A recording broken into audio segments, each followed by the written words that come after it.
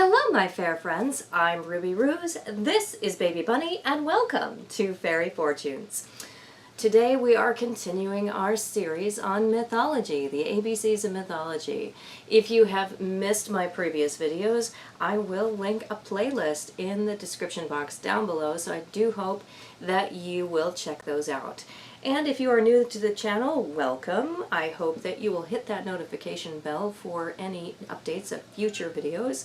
And also, if you haven't already, please subscribe so you will not miss any content on the channel. So today we are up to I, and in the mythology series I decided that I wanted to do I is for inheritance. So I would like to start this video out with a personal story. I'm going to tell you a story about my alter ego, Amy Alice Christensen. She had a dream that was very vivid and had a lot of imagery in it, and it was a complete story, and Amy was so impressed. This dream made such an impression, she actually still remembers it to this day vividly. And what was interesting about this dream is that the main core key element of the story in the dream was a snake cult. Now this snake cult actually was Viking in nature. And there were turns and twists, and at the end of this very long and detailed dream, the female hero actually died, and the antagonist was very upset that the female character had died. And so the antagonist, in a twist of fate, became the protagonist and appealed to the god Odin to return her to life. And Odin answered that prayer and returned the heroine to life. So when Amy Alice woke up from this dream, she was like, wow, I would really love to write this down and make this into a story that I could have and in the future for my amusement. But she decided that she didn't really know a lot about Scandinavian mythology and decided that she had best research that before she set this epic dream down into this entertaining story that she planned to write. So she knew very, very little about Scandinavian mythology. Obviously she was familiar to some extent with the god Odin because he was heavily featured in modern culture as a comic book character. Go Marvel. So she knew a little bit about the god Odin, but really didn't know much more about him other than he had one eye and was the father of Thor. And she certainly didn't think that there was any type of snake relationship with a Viking culture. But what she discovered in the course of her research, that actually Scandinavian culture has a very, very important snake figure, and that would be Jormungand. And that is, of course, Jormungand is the great world snake. The world snake is this snake that encompasses, it circles the entire world, the entire universe perhaps, and bites his own tail in his mouth and encircles the world. And this is this great imagery of the flow of fate and how it's continuous and unending. And then the thing about Jormungand is at the end of the world, at Ragnarok, he rises up and takes part in the great battle that will end all civilization as we know it. And so she was surprised to learn that there was this very, very prominent and important snake figure. And then the other piece of information that really startled Amy Alice was learning about Odin's part in the Scandinavian mythos. in that he does, to some extent, have a life-bringer quality to him. That is one of his supernatural powers that he possesses. So if a person dies and has not yet been sent to Helheim or Valhalla or one of the other places that the dead in Scandinavia go, there is still time to resurrect that person, and the god that would be responsible for that was, in fact, Odin. So that opened up a question that stayed with Amy Alice for the rest of her adult life, and that question was, how did I know that? Because she had never been exposed to Scandinavian mythology as she was growing up, and it had not really been talked about in school. And as I said, she had some knowledge of the god Odin, but only in aspect of comic book character that she really did not read or follow. So where did all this knowledge come from? And that is the question that we are going to be answering, or at least attempting to look at, with I is for inheritance, as it let me try that again, as it affects mythology. So there is a branch of scientific thought and study called epigenetics. And epigenetics is the study of how biological mechanisms affect DNA. Now, I do want to point out that in this mythology series, and especially with this one, I do in the description box have a list of resources, and particularly with this one, I really urge you to look at those resources and read this information for yourself, because it is fascinating, and these scientists and great minds, intellectuals, really are going to be able to articulate these concepts much, much better than a bunny-toting fairy. So please keep that in mind and do check out those resources. But here is my fairy explanation of epigenetics. So in a basic idea of it is that we have DNA. So our DNA, our genetic code that contains information on what color a baby's eyes are going to be and what color their hair is going to be and how their skin tone might manifest. So that coding information, think of that as a switch. Now, that biological mechanism that I'm talking about is that hand that flips that switch. And that is a very rudimentary articulation of what epigenetics is. So research has shown that nurture, actually, in addition to nature, can actually affect the expression of those genetics. So what we eat, where we live, and how much we exercise, these are all strong examples of those biological mechanisms that I'm talking about that they have shown can affect DNA. So, for example, they have done quite an extensive amount of research on the condition of Alzheimer's. Now, while they have not found a cure, they have been able to articulate that living well, eating healthy, exercising, all of these things can actually contribute to slowing down that process. Maybe, maybe not, but it's certainly not going to hurt you. So, you can possess the genetic material for the condition of Alzheimer's, but yet these biological mechanisms of healthy living, eating well, exercising, these types of things can slow down that turning on of the Alzheimer's switch. So that's an example of why epigenetics is so important in today's society.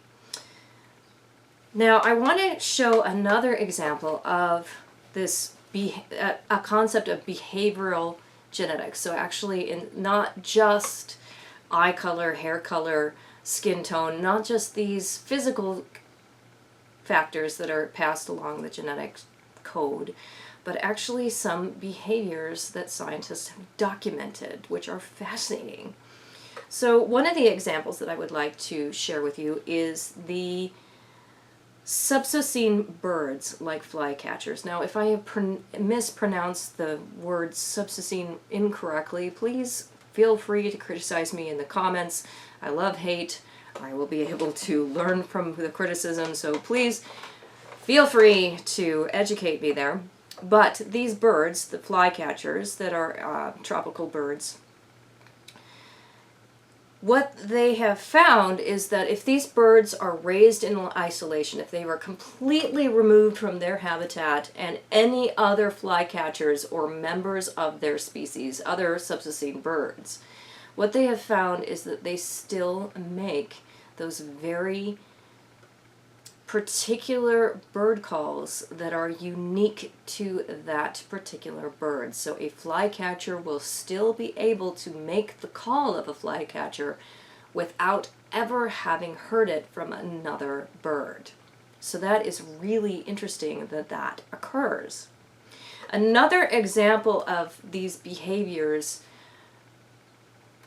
that could possibly be somewhere on that genetic code line comes to us in research conducted on monarch butterflies. Now, there are monarch butterflies that migrate from Canada all the way to a very specific location in Mexico. And they always return to this exact location in Mexico. What's interesting about that is that monarch butterflies, of course, butterflies of all species actually, have very short lifespans. So in order to make that trip, that actually takes 3 generations of butterflies to make it from Canada to Mexico. Now, I truly believe that all animals have some form of communication. Now, it might not be language, but there is some type of communication that animals have to converse with each other. So you could make the argument that somehow or another those butterflies are in some way communicating to their caterpillar offspring of where to go in Mexico. You could try to make that argument. However, if you think about that childhood game of telephone, so what that game is, for those of you who have never experienced anything other than a smartphone, the game of telephone is that one person whispers into the ear of the person next to them, and then that person then whispers into the ear of the next person, and so on and so it goes, or down the line or around the circle. And the fun of the game comes at the very end when you get to the last person at the end of the line, or when you come back full circle to the person who started the game. In almost every case of the game telephone, what the first person said to the person next to them is vastly different from what the last person tells the first person at the end of the game. So if it were true that these grandfather butterflies were communicating to the young caterpillars as to where to go in Mexico, the likelihood that there would be divergence from that they would not return to the same location is more probable than not, because language is an adaptable process. It adapts and changes. But the butterflies are not changing their location. So what is happening here? And so scientists have speculated that these butterflies are actually genetically encoded with this information, and that is why they return to the same location in Mexico year after year. Humans are not outside of the realm of this observation of identifiable behaviors that seem to be inherently present. So, for example, there have been many documented cases of people who are suddenly able to play an instrument or have the ability to be fluent in a language that they have never been exposed to in their lives. Now, normally when you hear a story of this nature, usually this occurs after some kind of traumatic event or some kind of, well, it happens after some kind of traumatic event whether or not that is a psychological event or if that is a physical traumatic event. But nonetheless, even if it is trauma, then the trauma is that hand flipping that switch. It's that biological mechanism that we talked about earlier. But the code, the DNA, had that switch. So the switch was there, the trauma was merely the hand that flipped it. So that's very interesting that has been documented throughout human history. Now, another example of what seems to be inherent behavior that is present without having been learned has been recorded in a situation called Savant Syndrome. So once again, I really do have to point out the resources that I've had linked down below in the description box, because really these scientists and scholars really can articulate these concepts far better than I can. So I really do want you to check out those resources. But anyway, in brief, Savant Syndrome is the case where a person is seemingly born with some kind of superhuman ability. Now, it's commonly believed that Savant Syndrome is connected to autism, but that is not necessarily the case. Just because someone has Savant Syndrome does not necessarily mean they're autistic, and certainly not all autistic people have Savant Syndrome. So while those two concepts can coexist together in one person, that isn't always the case. So the most commonly documented cases of Savant Syndrome usually have to do with mathematics or with music, in that these children that are born with Savant Syndrome have the ability to make these complex calculations in calculus and trigonometry and geometry. These are concepts, intellectual concepts, that most humans have to go through numerous steps of preparatory skills to learn how to do, but yet there are these children that are born with this ability, and that is Savant Syndrome as it applies to mathematics. Likewise, a savant child that has the gift towards music, they will be able to pick up this instrument and be able to play it as though they've been practicing with this particular instrument for 20 years, and in actuality this child is only 2 years of age. So once again, we come to that question that I asked at the very beginning of the video, which is, where does this come from? And what they suspect is that those abilities are in the DNA. There is a switch sitting there. And a person born with Savant Syndrome just is born with the switch flipped on.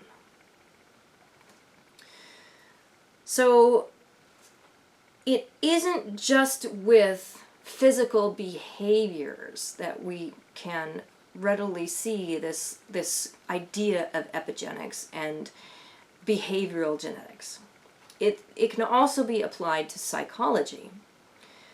Now, specifically, there are studies that have been conducted that show that survivors of traumatic events can pass on certain effects of that to their future generations, even when those traumatic events have never been discussed within the family. So I can share with you a story that I heard many years ago about a woman who had gone through her whole life with this idea that nothing mattered, that she was just going to die anyway, and it really wasn't worth committing to anything. So she never pursued promotions at work, and she just went through life with kind of this lackluster, very uncommitted way about going through life. And she got very, very frustrated with living this way. So in the course of therapy, she decided to try some alternative forms of therapy, some unconditional, revolutionary forms of therapy, and it was suggested to her that she look towards her ancestral heritage. And what she discovered is that she discovered that some of her family had, in fact, been a part of one of the great wagon trail migrations that happened across the United States, and a huge portion of her family died during that trek. And she honestly believed that it was this ancestral trauma that, well, I'm just going to die anyway. We're never going to get there because we're just going to die on the way there. And the happy ending to her story is that she was able to change the course of her fate. And that's another great thing about epigenetics, is that here we have these biological mechanisms that can flip that DNA switch. But the reverse also seems to be true, is that we can, to some extent, flip those switches back off. So another example of this traumatic events being passed on is in the case of addiction in the family. Now, like those flycatcher birds that were raised in isolation, there have been some incidents where children who have been a part of families with the trauma of addiction have been removed from those families and raised in isolation from those families, still grow up with the effects of those addictions with them. So if they do not become addicts, it is not uncommon for these children to actually marry addicts or have a large propensity of people involved in their lives who are addicts. And addiction can take many forms. If their family member that they never met was perhaps an alcoholic, they actually might find that they are attracted to people that are gamblers. So it's the addiction itself, and it can manifest in other ways. So like I said, with the woman who was able to flip off that switch and change her fate, these children, I do not want you to think that these children that are from addictive families are just doomed to succumb to addiction in some way, shape, or form in their lives. The idea is that the switch is there. So they have to use those biological mechanisms to make sure that that switch does not get turned on. So it seems like what I'm talking about here could be construed as kind of alternative or pseudoscience or anything like this, but these concepts have actually been around for quite some time. For example, in a previous video, C is for cultural appropriation. I did bring up the collective unconscious that, of course, was pioneered by one of the great founders of psychology, Carl Jung. And Carl Jung was working with this theory of the collective unconscious as early as 1912. And there is documentation that the idea of epigenetics and certain behavioral genetic concepts have been around for a very long time. But focusing on Carl Jung, he had this idea that humans actually inherit common ancestral knowledge.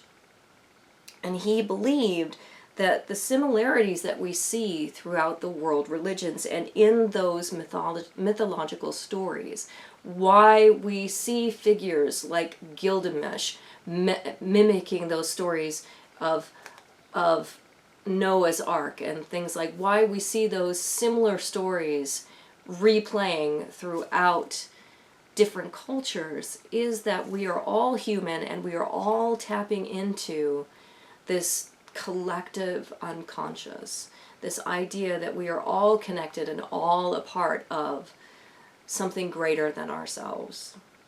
And that is where our similarities lie, is through that collective unconscious. So going back to the story that I told at the beginning of this video with Amy Alice and her snake cult, perhaps she was tapping into that collective unconscious, and maybe mythology is inherited just like eye color. So what's interesting about that is if we are in fact all connected through a collective unconscious, it begs the question, why are we always so at odds with one another? Perhaps that needs to change. And with that, have a fairyful day.